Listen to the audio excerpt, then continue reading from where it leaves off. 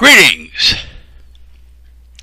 Today is Monday, April the 29th, 2019. I'm Tom Lineweaver, and this is my political commentary. Of course, I guess Constitution Matters is a political commentary, but this is my plain old political commentary, okay?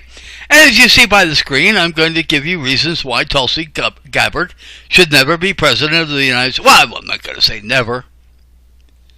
You know, when I'm dead, I don't care. Okay? I mean, dead men generally don't care about anything. All right. Okay, so I'm going to give you reasons why Tulsi Gabbard should not be president of the United States.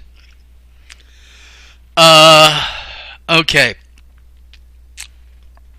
Well, reason number one. From everything I can gather, she grew up in a very conservative home. Now, why in the world would she become a Democrat? I don't know. But her father had an organization, or has an organization, called the Alliance for Traditional Marriage. So she grew up. She grew up in a home that was strongly for traditional marriage. I mean, he started an organization for it. How strong can that be?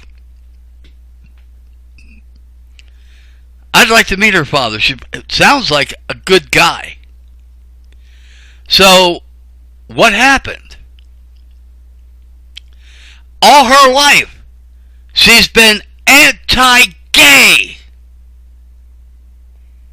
All her life. Now she's running for president. And she says she changed her mind. I don't know what she do, a whole bunch of soul searching and realized that what she said before was wrong? Really? Tulsi, listen to me. These people that identify themselves as whatever, I call them perverts. And that's a big reason. If you're going to support perverts, there's no way. I mean, listen, there are perverts of all kinds. These are sexual perverts. But there are political perverts too. Are you going to support them? We have a constitution. And we have a government that has perverted the Constitution. They perverted our government to be anti-Constitution. Are you going to support that? Well, you probably do. You're a Democrat. Anyway. But these people are less than 10, according to my research, they are less than 10% of the United States. And by changing your mind in that direction, you're committing political suicide. I'd much rather you still believed what your father believes. Anyway, it boggles the mind that you can change your mind that abruptly and fully. But then, reason number two for not wanting you to be president is that you are a woman. Now, does that sound like a sexist statement? The fact that you have changed your mind so abruptly on a very important issue as you grew up tells me you're unstable. Most women are unstable. Now, I'm not saying that's a bad thing all the time. Listen, I grew up with a mother that was unstable. So maybe, I don't know, maybe that's why I feel this way about women in leadership roles. But women generally are more emotional than what men are, and maybe in some kind of an emotional uproar, you might start a war with Saudi Arabia. We don't need that in the White House. It's bad enough we have Donald Trump. Now, let me tell you something. Men generally are decisive. We make up our minds, and that's the way it is. Men generally are not emotional. Well, they are, but they just don't show it. Whereas women do show their emotions. Now, there's a difference between being passionate about something and being emotional about it. Women are generally emotional about issues. Men are passionate. You see, I'm passionate about the Constitution.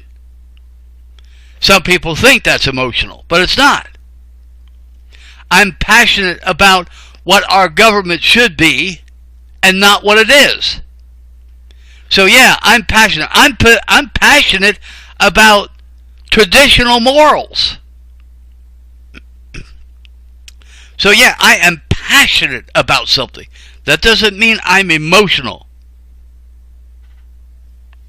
Of course, I guess passion is somewhat of an emotion. I don't know.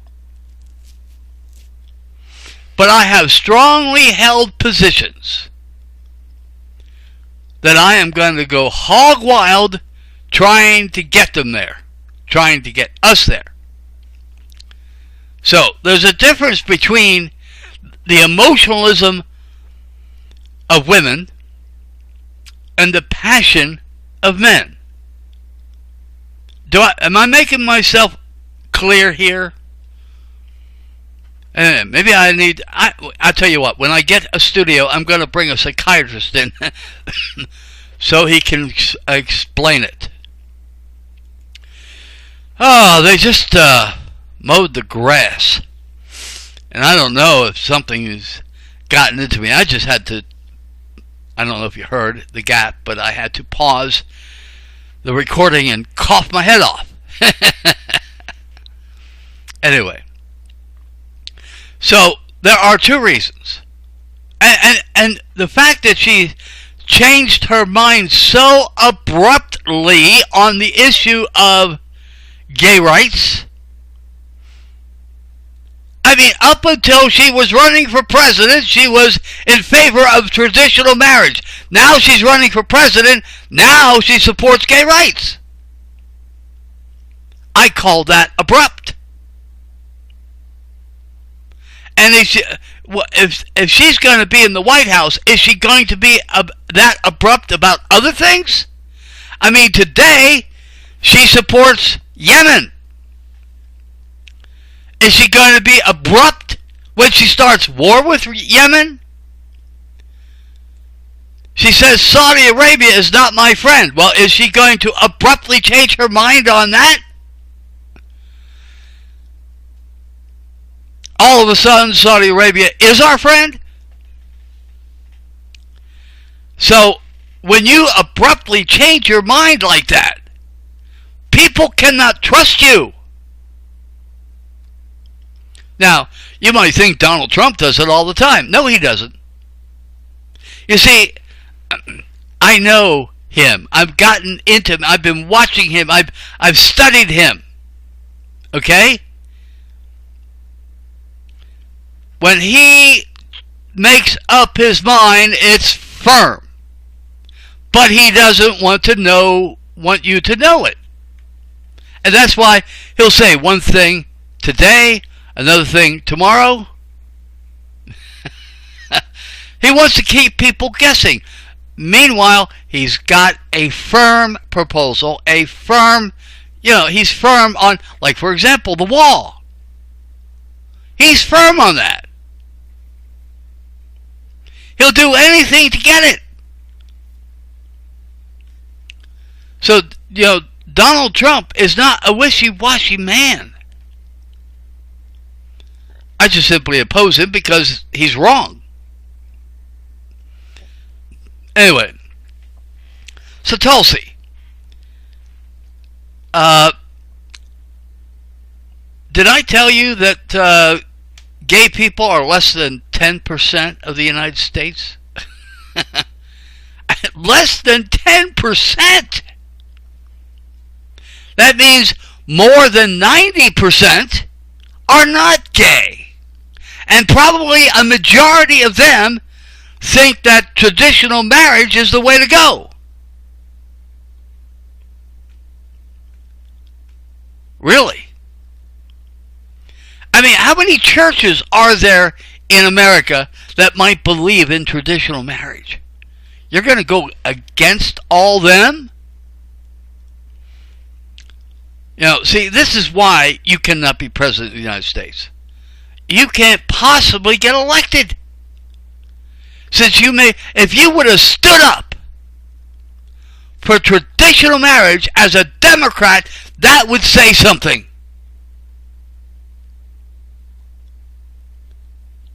I mean, you could get a whole bunch of conservative independents on your side if you would have remained firm on traditional marriage.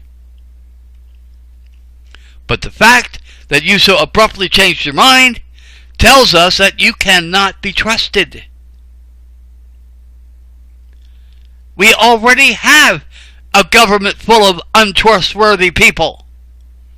We certainly don't need somebody in the White House. Well, we don't need another one in the White House. I think we need somebody in the White House who's honest.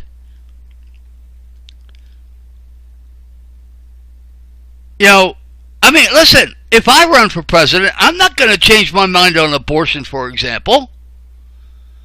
That's my most strongly held position. I am so pro-life, that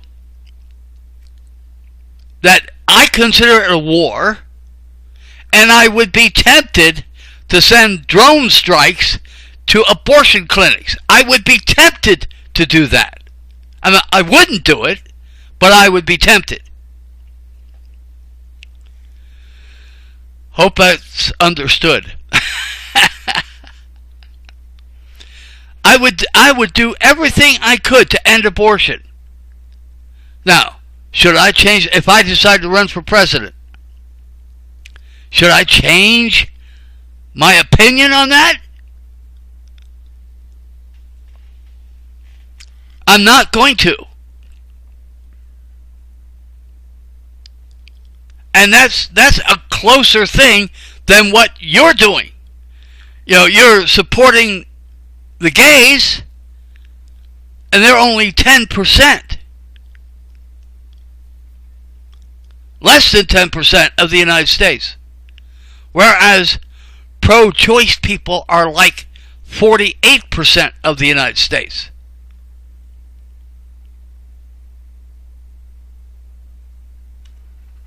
You can't get elected. There is no way you can get elected by changing your mind on these. Oh, yeah, I know. You changed your mind because you were pressured? Well, that's another thing.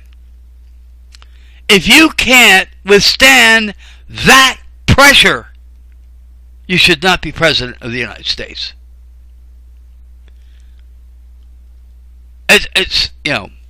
I know the media probably, spoke ill of you when you decided to run for president, and then all of a sudden they look at your record on gay rights and they attacked you. Well, so you changed your mind. Honey, if you're going to be upset by the media all the time, there's no way we want you as president.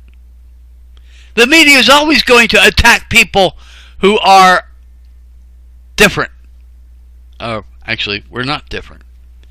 If you're just responding to the media, then, what are you going to do as president? If they attack you for wanting to go to a war with Yemen because you changed your mind, or wanting to go to war with Saudi Arabia, or maybe you want to start a war with Russia. I mean, we can't know what you're going to do. We can't predict you because you're too whimsical. So how do you expect to be president of the United States? You cannot be trusted. Anyway, I mean, if you grew up in a conservative household, I mean, it sounds like your father is a rather conservative guy. He's probably a decent guy. How can you go against him like this? You can be lucky you're not my daughter. Anyway, but your father is probably a nice man, and he's not going to come out and condemn you publicly, is he? Whereas if I was your father, I would. I mean, right is right, and if my children are wrong, they're going to hear about it. I don't have any children, but if I did. Okay, so, 1, because she is so whimsical, so unstable. I mean, when you look at the abruptness of her change from being anti-gay to pro-gay, when you look at the abruptness of that, how can you say she's stable? Anyway, your instability may repeat itself when you're in the White House. Anyway, okay, folks, that's my commentary. I'm approaching 20 minutes again. I can't believe it. But yeah, when I get going, I get going. Okay, folks, thank you for your time. That's my opinion, folks. And by the way, did I say I'm going to give you links to videos that you can hear some of this on? So anyway, that's on YouTube. So if you want to see the links to those videos, go to YouTube. All right. Thanks for your time. Have a nice day. And what? I forgot my closing statement. I haven't used it for a while. May your trails be pleasant. See ya.